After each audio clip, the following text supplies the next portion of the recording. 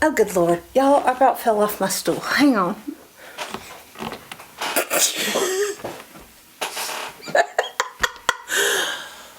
Oh, it's getting wild here in these last days. Hi guys, and welcome to day 23 of Quiltmas.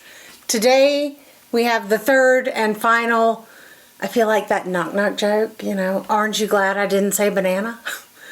Anyway, the final installment of Ask Me Anything. As always, the Missouri Star countdown to Christmas box opening and my honest reaction are at the end.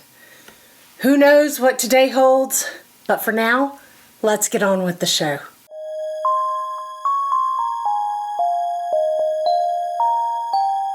Dragonflies for Donna asks, have you always been... Okay, Donna has a lot of questions. No, just one. No, there's another page. Oh. Have you always been so comfortable in front of the camera? Did you take acting or speech lessons when you were in school? Because you seem like a natural in front of the camera. No, I did not take any acting or speech lessons when I was in school. I just like to be the center of attention. I'm really good at being the center of attention. Now, I say that, and that's not entirely true. Years ago, my father sent me through the Dale Carnegie course, which is about public speaking and about standing in front of people and making a point. That helps tremendously. Editing helps a whole lot, guys. But honestly, it is. Somebody asks me a question or gives me a topic about quilting or something that I'm interested in, and I like to hold court and I like to talk for a long time. It's getting me to shut up. That's the trick. But thank you. Thank you so much for the compliment saying I'm comfortable in front of the camera. More questions from Donna? Dragonflies for Donna also asks, what are your long-term goals for the new year? Or what would you like to change or do in the new year? Okay, Donna, let me get back to you. Let me get back to you in another video where I talk about what's in store for 2024. That's coming up at the end of the week. I've got some epic projects. I've got some collabs coming up, but you'll have to wait until I think it's Friday. Pamela Roman asks, if you could solve one quilting dilemma for all of the world's quilters, what would it be and why? I love this question. Because you want to be a pageant girl. What? That's a pageant girl question. World peace. Okay. I love this question. I'm going to give you the Miss America answer first. Casey's back here making fun of me. Access to resources. I think quilting and crafting and art should be available to everyone, and being limited or closed out of a craft or an art form because of money is very, I don't know, it's yucky. Since I can't solve all the world's problems and end hunger and create world peace, the thing that I can address in my tiny little corner of the world here is color confidence. I think that color is somewhere that quilters struggle, that they don't have to.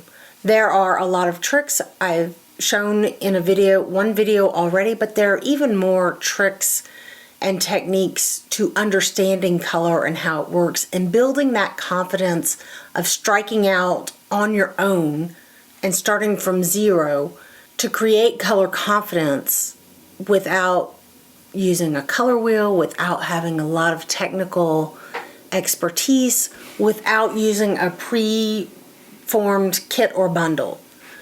So that is something that I can address, and that is something that I want to continue talking about and opening dialogue and showing tips and tricks for building color confidence. Marina Abad asks, when will you post ACU Quilt tutorials? All the ones online are not very informational on actually using one to complete a quilt.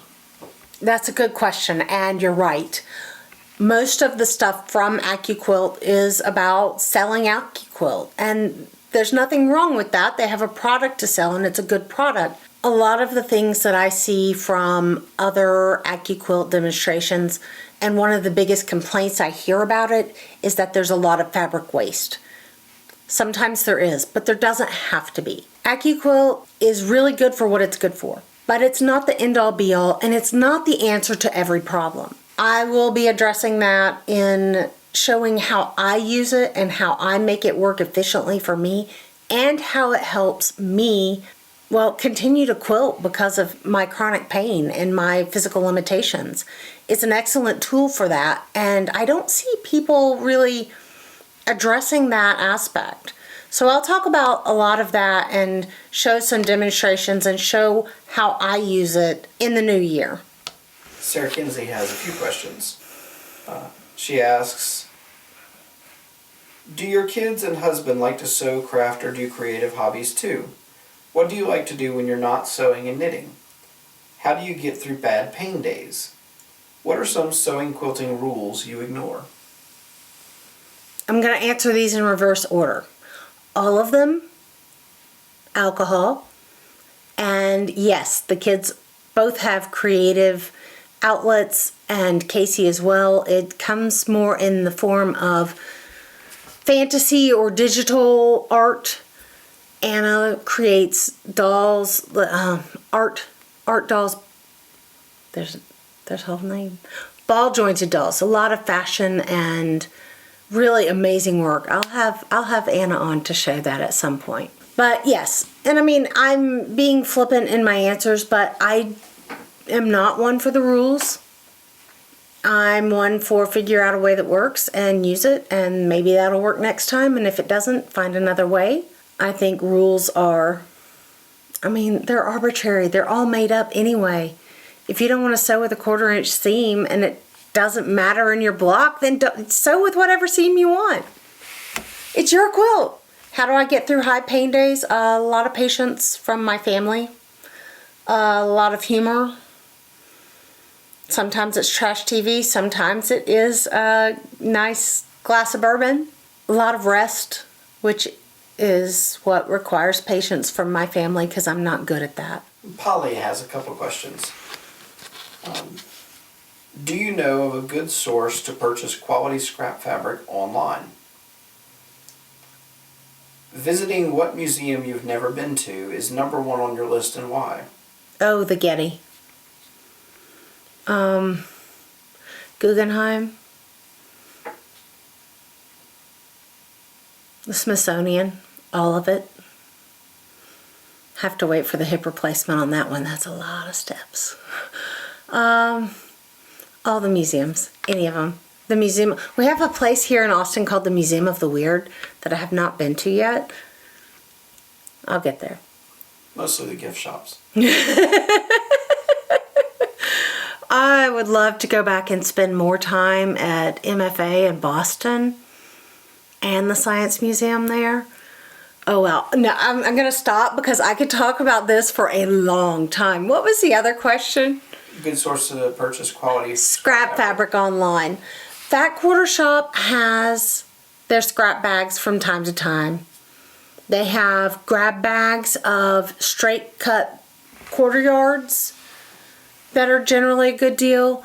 There's another online retailer, Southern Fabric, and they do like all contemporary modern, but they have scrap stuff and they have sales, guys. Get on their email list and it'll tell you when things are like 60% off. And they will sell you scraps by designer, by color family, but that's a really great resource that I have used. A lot of people use eBay or Facebook Marketplace. It's a little hit and miss on those sometimes. But as far as online, those are the places that I can think of. I'm sure there are lots. If you guys have ideas, leave them down in the comments for us. Can you order from ACR online? You can order from ACR online, but it tends to be more, that's Austin Creative Reuse. If you haven't watched that video, I'm going to link it up in the cards. You can order from them online, but it tends to not be the fabric items unless it's a specialty fabric. It tends to be more unusual things or things that might be breakable. Johnny Washburn asks, you always dress so cute and classy. Where do you find your favorite outfits? Thank you so much. I hate to shop. Y'all, I hate to clothes shop. But look at my shirt. This is an Etsy buy. And I know some people might get, like, hit sideways by this. But as someone who struggles daily with a form of bipolar disorder, I take mental health very seriously. I also think you can't take anything in life too seriously. If you have mental health issues, please get the help that you need. Also, please learn to laugh at yourself. If you can't laugh your way through life, you're not going to make it. So take everything I do with a grain of salt, and I like my shirt. But as far as cute outfits go, I hate to shop. And Casey hates this about me because I would need clothes and he'd have to suffer through my temper tantrums in the dressing room. So several years ago, he learned to take me to see Robin at Bloomingdale's. And we would go in and he'd say, "She's at it again." Robin would look at me and go, "You go in the dressing room. I'm going to bring you a bunch of stuff and you just try it on." And so we did that for 2 or 3 years. And frankly, I've been wearing the same clothes since then. And guys, if you knew, I'm sitting here in pajama pants right now. If you knew how often I'm sitting here in Zoom casual, where I'm dressed cute right here, and it's PJ pants on the bottom. I mean, they're cute PJ pants, but it's still PJ pants. You know, and that's really it. It was her sense of style, not mine. Print fresh PJ pants. Print fresh PJ pants. They're amazing. Kitty Swanson asks, I would like more info about the Flying Geese Sew-Along. Are you using the 3x6 ACU Quilt die? Oh, for more information about the sew-along, you're gonna have to wait until January. But yeah, probably. Connie Lawrence asks, are polka dots your signature print? Yep. Polka dots. Red and white specifically. And I'm kind of picky about it. Like I'm picky about a lot of things. But polka dots, any kind of polka dots. Till you saw the purple polka dots. Which ones? Down in, when we were in Pensacola. They had a purple polka dot fabric that you kind of gagaed for. Did I buy it? I don't remember, but I remember you lost it a little bit. I must have bought it. It must be in the drawer over there. There's some stuff I haven't sorted yet from that trip. Polka dots. Specifically white on a solid ground polka dots, but really any kind of polka dots. That should be close to the end, isn't it? Okay, now for the box opening, and I'll be right back to see us out.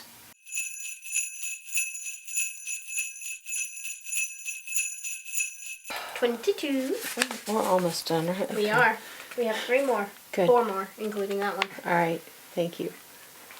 Quilty Advent Calendar Day 22. I do like this red paper. I have to open it twice.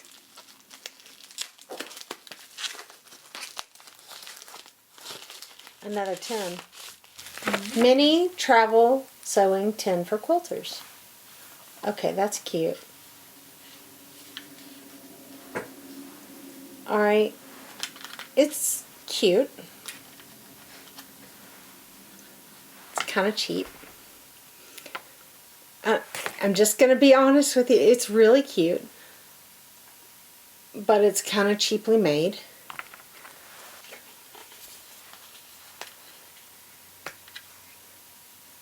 I would not trust that thimble with my finger in it. What is this? What is this? Is this a tape measure? Maybe, is he supposed to be Chuck the Duck? I don't know what he is. What does it do? I can't make it do. Oh! Huh. It's a teeny tiny rotary cutter. And let me tell you, if TSA caught you at that, they would probably take it away. I don't know. Let's see if it's sharp. Where's a piece of something to trim? Here.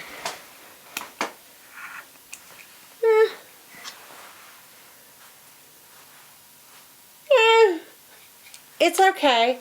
There's no way to refill it or anything, though, so it is disposable. I don't know, guys. I like the tin. I may just gut it and use the tin.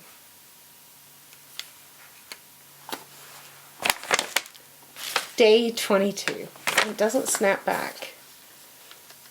But I think that was, yeah, these little things, I had them in the way. It will.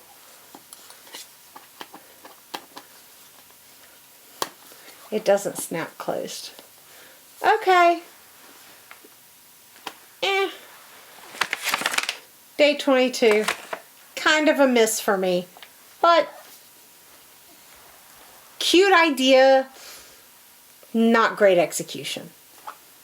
Thanks so much for hanging out with me another day, day 23 of Quiltmas.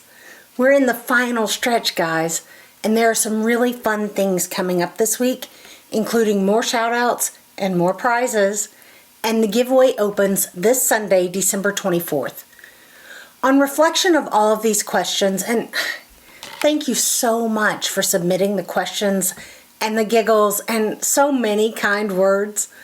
But on reflection, I would love to know, what is your biggest challenge as a quilter? Is it time, money, motivation, a skill that needs strengthening, and which one?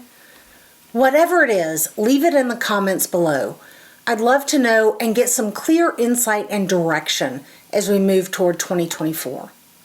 Thanks so much. I've enjoyed this exchange immensely. Thank you so much, Casey, for all your help. And whatever quilting challenges you do face, I hope you never forget that you make the world more beautiful just by being in it. I'm Amy, and I'll see you next time.